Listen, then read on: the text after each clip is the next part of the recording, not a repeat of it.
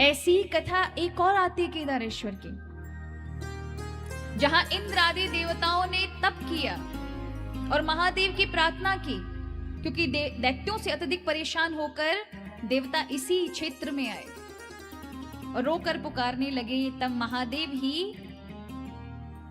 एक भैंसे का रूप धारण करके और इंद्र के सामने आकर के कहते हैं, केदारः, अरे बताओ किसको मारूं, किसका दमन करूं। तब इंद्र हाथ जोड़कर कहते हैं, चरणों में पड़कर, प्रभु बस इतना ही कृपा करिए कि इस समय हिरण्याक्ष इत्यादि बड़े बड़े असुर हैं जिनसे हम अत्यधिक परेशान हो रहे हैं, आप हमारी रक्षा करिए। तो महादेव जी नाम पूछते हैं, 5 दैत्यों के नाम जब इंद्र बताते हैं तो जाते हैं, उन दैत्यों को मार कर आते हैं, भैंसे ही रूप में मार के आते हैं और आकर के इंद्र को कहते हैं कि तुम्हारा कार्य हमने सफल किया। तो इंद्र से कहा तो कुछ मांगो। इंद्र ने कहा कि प्रभु आप इसी क्षेत्र में प्रकट हुए, इसी क्षेत्र में आप हमेशा हमें दर्शन दिया करिए, मैं प्रतिदिन आपकी सेवा करा करूं। तो इंद्र आते हैं, आज भी प्रतिदिन दर्शन करने आते हैं, लेकिन जब एक बार आए तो हिम आच्छादित हो गया। केदारनाथ जी ऊखी मठ चले जाते हैं, ये तो आपको पता होगा, लेकिन ऊखी मठ से पहले जब नहीं जाते थे तब पूरा मंदिर ढक जाता था। तब इंद्र आते थे और बर्फ में ढके हुए शिव का मंदिर का दर्शन नहीं होता था, तो 4 से 6 महीने उनको बिना दर्शन के रहना पड़ता था, वहीं से प्रणाम करके लौट जाते थे। एक बार जब देखा कि मंदिर दिखाई देना चालू हो गया तो महादेव के समक्ष आकर के प्रार्थना की, बाबा कुछ ऐसी व्यवस्था करो जिससे आपका 12 महीना दर्शन करें। तो बाबा ने कहा, देखो यहाँ केदार में तो ऊखी मठ में रहते हैं, लेकिन बाबा ने वहां वर्णन किया है कि जैसे यहाँ पर 6 महीने लगते हैं, तब मैं हाटकेश्वर जगह पर जाता हूँ। हाटकेश्वर है आज का आनर्तनपुर, जिसको हम कहेंगे गुजरात का बड़नगर। कौन सा जगह? गुजरात का बड़नगर में है बहुत प्राचीन शिवलिंग हाटकेश्वर, जहां इंद्र सेवा आज भी भगवान शिव की करते हैं। अब ऐसे तो केदार ऊखी मठ में ही रहते हैं, लेकिन शिव कहाँ नहीं रह सकते, वो तो 12 ज्योतिर्लिंग छोड़ो महाराज, स्वयंभू है, जहां जहां लिंग है, जहां जहां भावना है, वहां वहां शिव विराजमान है। आपके हृदय में आप जिस समय स्मरण करें वहां पर, ऐसे ही हाटकेश्वर भगवान पर वहां विराजमान है। तो केदारनाथ की बड़ी दिव्य महिमा, और वहीं पार्थिव शिवलिंग की भी बहुत महिमा है, इसलिए पार्थिव शिवलिंग का अर्चन पूजन करना चाहिए और बाबा से प्रार्थना करनी चाहिए।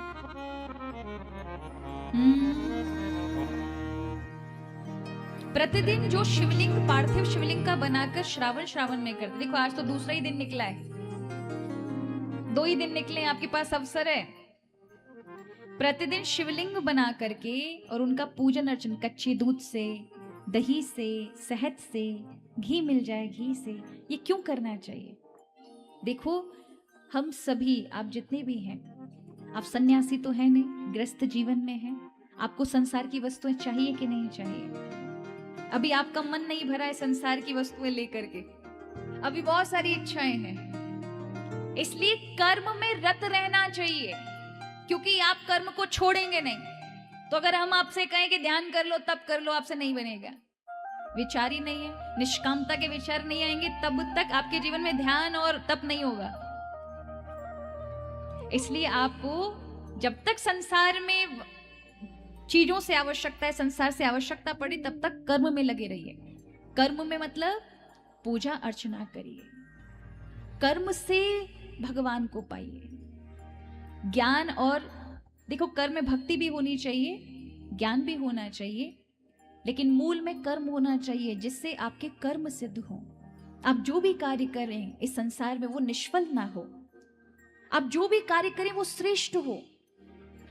उस श्रेष्ठता का परिणाम ये हो कि उससे आपका तो भला हो, लेकिन आपके साथ रहने वाले समाज का भला हो और आपके पूरे देश का भला हो, प्राणी मात्र का भला हो आपके कर्म से। इसलिए संसार में कर्म की भी आवश्यकता है, सबके लिए संन्यास नहीं है, सबके लिए इस संसार को सजाना भी है। इसलिए आप अच्छे कर्म करें, इसका बल कर्म का परिणाम देता है यदि वो भगवान में लगते हैं। तो कर्म माने पूजा, सेवा, अर्चना, उसमें अधिक से अधिक भगवान ने सामर्थ्य दिया है तो चीजों को जुटाइए। उसमें ये मत करिए भगवान तो भाव के भूखे हैं। भाव के भूखे नहीं, आपका पुरुषार्थ देखेंगे भगवान कितनी मेहनत की। दूध कहाँ से जुटाया, दही कहाँ से लिया, बेलपत्र के लिए कितने कांटे खाए, किस जगह की लोगों का सुना है आपने, 10 जगह से फूल बटोर के लेकर आए, कितनी कीचड़ में पैर सने आपके। ये सब आपकी सेवा में भगवान भाव देखते हैं। अगर इसमें तनिक भी मेहनत नहीं की होगी, बस जल उठाया, कई लोग तो इतने आलसी होते हैं जल भी नहीं लेके आते, शिवजी के कलश में जो ऊपर चढ़ा रहा होता है उसी में से निकाला और शिवजी पर डाल दिए और सोच लेते हैं शिव तो भोले भंडारी हैं, भाव के माना भोले भंडारी, लेकिन आपको जो मिलना चाहिए उससे वंचित रह जाओगे। वो तो ऐसे हैं कि आप प्रणाम मात्र भी कर दोगे ना तो भी शिव एकमात्र ऐसे हैं जिन्हें राजोपचार सेवा नहीं, आपके पास कोई बात नहीं, षोडश उपचार नहीं है, नहीं पंच उपचार की भी सेवा नहीं बन रही। पंच उपचार माने 5 चीजों से भगवान की सेवा करना, पूजा करना, जल, चंदन, भोग, धूप और दीप, ये पंच उपचार हो गए। ये भी नहीं है तो एक उपचार मात्र प्रणाम कर लो। कुछ भी नहीं है बाबा हमारे पास, हम तो आपको प्रणाम करते हैं, इसी से ही निहाल कर देते हैं। पर सामर्थ्य होने के बाद भगवान ने खूब धन दिया है, फिर भी प्रणाम करके काम चलाए तो जो दिया है ना उसमें भी कंगाली आ जाएगी। कंगाली का अर्थ मन ऐसा भारी हो जाएगा कि धन है लेकिन आपका सद विचारों में, सत्कर्मों में लगेगा नहीं, गलत कर्मों में लगेगा। मन में ऐसे खंडित विचार उत्पन्न हो जाएंगे कि दूसरों से द्वेष करने लगोगे, अपने ही परिवार से संबंध तोड़ लोगे धन आते ही। और होता क्या है, यही होता है जब सद्विचार, अच्छे विचार नहीं जुड़ते तो हमारी दरिद्रता आ जाती विचारों में। हम फिर सबको कहते सब बस अपना काम सीधा करने के लिए हमसे जुड़ रहे हैं, इसलिए सबसे दूरी बना लो। तो धनवान होते ही क्या करेंगे, दूरी बना लेंगे अपने रिश्ते से, सब अच्छा नहीं लगेगा कुछ भी। और सात्विक होगा तो सबको आनंद दिलाएगा, उस धन का सबको लाभ देगा, अपने ज्ञान का सबको लाभ देगा, अपने बल का सबको लाभ देगा। इसलिए आप अवश्य कर्म करिए, इससे ऊर्जा प्राप्त होती है, इससे शिव की कृपा प्राप्त होती है। तो परिश्रम करके जुटाइए सारा सामान। और यहां वर्णन किया है, देखो अभी हम अभिषेक के विषय में बता रहे हैं, इस प्रसंग को थोड़ा ध्यान से सुनना। ये पूजा का विषय आज इसलिए बता रहे क्योंकि तीसरे चौथे दिन बताएंगे तब तक 4 दिन निकल जाएंगे आपके, इसलिए आज ही बता देते हैं कैसे शिव का घर में पार्थिव शिवलिंग का अभिषेक करना चाहिए। सोमवार को विशेष करना है, प्रदोष पड़ जाए श्रावण महीने में उसमें विशेष करना। पूरे साल किसी चीज की कमी नहीं रहेगी, पूरे साल अभाव नहीं रह सकता। किसी प्रारब्ध का कष्ट भी हुआ तो आपको छू नहीं सकता। आप अवश्य इन विधियों से आप कर सकते हैं पूजा अर्चना। जिस चीज का अभाव हो उसका अभिषेक करना। सर्व कर्माणि संत्यज्य सुशांत मनसो यदः रुद्राभिषेकं कुर्वन्ति दुःखनाशो भवेत् ध्रुवम्। यदि जीवन में शांति चाहते हैं, आनंद चाहते हैं तो रुद्राभिषेक करना चाहिए। रुद्राभिषेक अब जैसे प्राय आज तो मंदिरों में भी ब्राह्मण देवता होते हैं, वो रुद्री के द्वारा आपको रुद्राभिषेक करा सकते हैं, लेकिन आप हो सके सामर्थ्य भगवान ने दी है तो इस 4 सोमवार में किसी एक सोमवार में किसी अच्छे ब्राह्मण को आप घर में बुलाएं, उन्हीं के हाथ से पार्थिव शिवलिंग बनवाएं, यानी मिट्टी के शिवलिंग बनवाएं और पूरा परिवार बैठ करके घंटे 1.5 घंटा लगता है रुद्राभिषेक कराएं। अष्टाध्यायी के पाठ के माध्यम से जब हम भगवान शिव पे वैदिक मंत्रों का, वेद मंत्रों का जल से अभिषेक करते हैं, साथ में श्रृंगी होती है, श्रृंगी से जल का अभिषेक होता है। लग जाएगा दूध आपका 4-5 किलो, ज्यादा 6-7 लीटर लग जाएगा। हमें तो 5 किलो याद आया, 6 लीटर लगेगा, 6 से 7 लीटर। अच्छे से करो।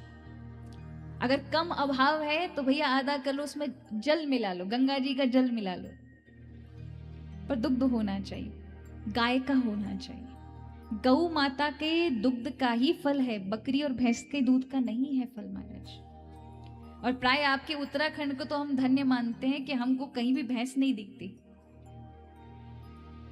है। अपने यहाँ नहीं है ना, कम है। आ गई यहाँ पर भी। 5-10 साल पहले तो हमें कहीं भी नहीं दिखाई देती थी, सब जगह केवल और केवल गैया। और हम बार बार उदाहरण देते थे, भैया हमारे उत्तराखंड वासियों का देख लो, बद्रीनाथ से लेकर के और ऋषिकेश से पहले तक कहीं भी हमको कहीं भैंस नहीं दिखाई देती, सामने दरवाजे पे गैया बनी दिखाई देती थी। अब वो आपके मन की जानो कि 5-10 साल में आपने कितने अपने आप को बदल लिया है। पहले तो चवरी गाय भी होती थी यहाँ पर, अब तो वो देखने में भी दर्शन दुर्लभ हो गया कि अब इस भूमि की विशेष श्रेष्ठ गायों में से एक गाय मानी जाती थी। और बद्री विशाल की इस भूमि का तो चवरी गाय का ही विशेष महत्व था। उसका दर्शन हो जाना माने भगवान का दर्शन हो जाना। लेकिन आज वो दुर्लभ हो गया है देखना। लोगों ने रख रखाव करना बंद कर दिया। अब जो हमारी धरोहर है उन्हीं को ही हमने त्याग दिया, तो क्या होगा, वो अब दुर्लभ हो गई, मिलना मुश्किल हो गया, दर्शन मिलना मुश्किल हो गया। कहीं महाराज हो तो हमारे दर्शन कराना। भैया बहुत साल हो गए दर्शन नहीं किए, किसी के पास हो तो है, किसी के पास नहीं है, है आपके पोखरी में तो होगा किसी के पास चबरी गाय है। माता है चबरी गाय, क्या हम बोल रहे आप लोगों ने भी कभी नहीं देखा? उसकी पूंछ से ही भगवान का चवर बनता है। उसके पूंछ के जो बाल होते हैं वो अत्यंत पवित्र माने जाते हैं और उसी से ही भगवान को चवर डुलाया जाता है। वो अत्यंत पवित्र मानी जाती है। उसके चवर का भी अगर बालों का भी स्पर्श हो जाए तब भी अत्यंत श्रेष्ठ माना जाता है। ऐसी भूमि देवभूमि ने इतनी सुंदर सुंदर चीजें, इतनी इतनी रमणीक चीजें प्रदान की हैं। अब देखो बात नहीं करोगे, अब देखो बहुत विशेष महिमा श्रवण करने जा रहे हो तो रुद्राभिषेक कराएं घर में ब्राह्मण को बुला करके। अगर इतनी सामर्थ्य नहीं है तो पार्थिव शिवलिंग बना के जल से अभिषेक करें। वैसे तो 108 कलश रखने चाहिए, नहीं है तो कम से कम 28 रखने चाहिए। इतने भी नहीं है तो कम से कम 5 कलश तो रखने ही चाहिए जिनसे शिव का अभिषेक कराएंगे। 5 कलश तो अवश्य रखने चाहिए। जलेन वृष्टि मापनोति व्याधि शांतै कुशोदके।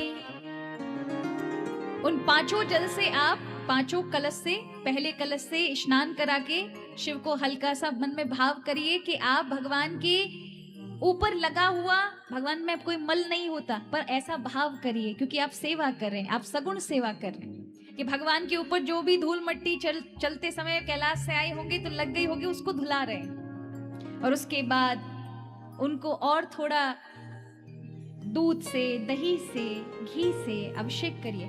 फिर जो बचा हुआ जल है उससे अभिषेक करिए और इस प्रकार से फिर 4 जो कलश हैं उनसे अभिषेक करिए। नमः शिवाय चलता रहना चाहिए। अगर ये नमः शिवाय नहीं भी चल रहा है तो ये भाव होना चाहिए कि साक्षात शिव की आप सेवा कर रहे हैं। भाव में बड़ी महिमा है। पूजा तभी लग सकती है, सेवा तभी लग सकती है जब उसमें भाव हो। भाव बनाइए। शांति के लिए कुश का जल, कुश आता है घास की तरह होता है, उसको जल में रात में भिगो लो और सुबह उसी का जल शिव को अर्पित करो। मद्वाजयेन धनार्थी शयान मुमुक्षुस्तीर्थवारिणा। गंगा जल से जो मुक्ति चाहते हैं ऐसे लोगों को गंगा जल से स्नान कराना चाहिए भगवान को। जो महिलाएं बंध्या हैं यानी बांझ हैं, ये कभी बालक होता नहीं है या हो के मर जाता है, ऐसे माताओं को गैया के दूध का अभिषेक भगवान शिव को करना चाहिए और उनका जो जल निकले उसको ग्रहण करना चाहिए पीने के लिए। तो संतान उत्पत्ति हो जाती है। भगवान शिव के ही अंश बालक के रूप में आता है।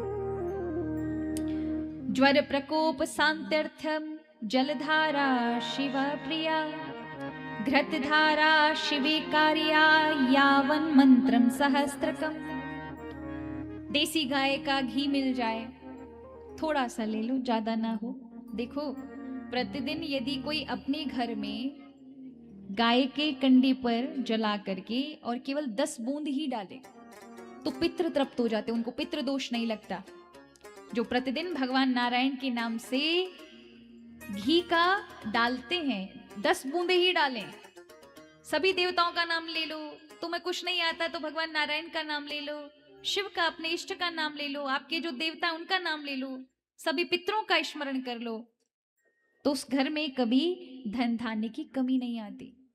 तो घृत धारा की बड़ी विशेष महिमा। घृत धारा माने घी का अभिषेक करना महादेव पर, तो जीवन में संपत्ति ऐश्वर्य की प्राप्ति होती है।